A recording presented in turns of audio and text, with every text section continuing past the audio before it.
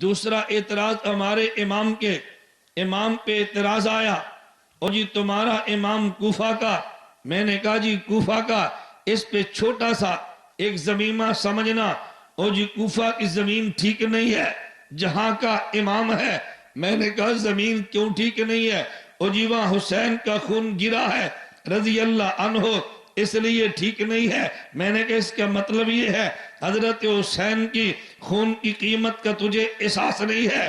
دیوبند کا موقف یہ ہے، حضرت حسین تو بڑے ہیں، حضرت حسین آل رسول ہیں، حضرت حسین ہمارے امام ہیں، ہمارے سر کا تاج ہے، وہ تو بڑے ہیں۔ ہمارا موقف تو یہ ہے، تیرے ماموں کانجن کا رہنے والا اگر ایسا نوجوان جو نماز بھی نہ پڑھے، ایسا نوجوان جس کے چہرے پہ داڑھی بھی نہ ہو، ایسا نوجوان جو رمضان کے روزے بھی نہ رکھتا ہو، لیکن سعادت ملے میدان جہاد میں چلا جائے، یہ نوجوان شہید ہو جائے۔ عام آدمی تھا، توجہ رکھنا، عام آدمی تھا، لیکن شہادت کے بعد اتنا قیمتی بنا ہے۔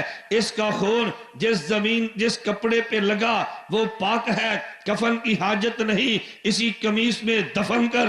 جس زمین پہ گرا وہ زمین پاک ہے۔ مجھے سمجھ نہیں آئی، اگر عام آدمی کا خون شہید ہو جائے، جس کپڑے پہ لگے اسے پاک کر دیتا ہے، جس بدن پہ لگے اس بدن کو پاک کر دیتا ہے، یہ خون عام نہیں ہے، خون حسین ہے۔ تیرے آخری 15ویں صدی کے نوجوان کا خون گرے تو کپڑا پاک ہے، بدن پہ گرے تو بدن پاک ہے۔ جس سرزمین پہ میرے امام نے آنا تھا، حسین کا خون گرا، خدا نے آنے سے پہلے اس سرزمین کو پاک کیا ہے، اور پاک بھی ہونے حسین سے کیا ہے، پاک بھی ہونے حسین سے کیا ہے۔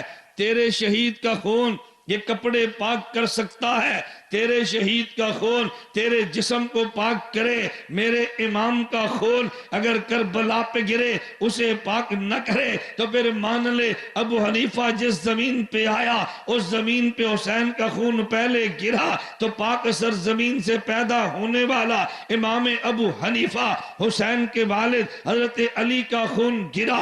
یہ کوفہ وہ ہے جہاں پہ خون علی بھی ہے، خون حسین بھی ہے۔ اگر خون نبوت کا گرا قیمت طائف کی بنی ہے، اگر خون حمزہ کا گرا قیمت احد کی بنی ہے، خون عمر کا گرا مسلح پیغمبر کی قیمت بنی ہے، تو پھر مان لینا خون علی گرا ہے قیمت کوفہ کی بنی ہے، خون حسین گرا ہے تو قیمت کوفہ کی بنی ہے۔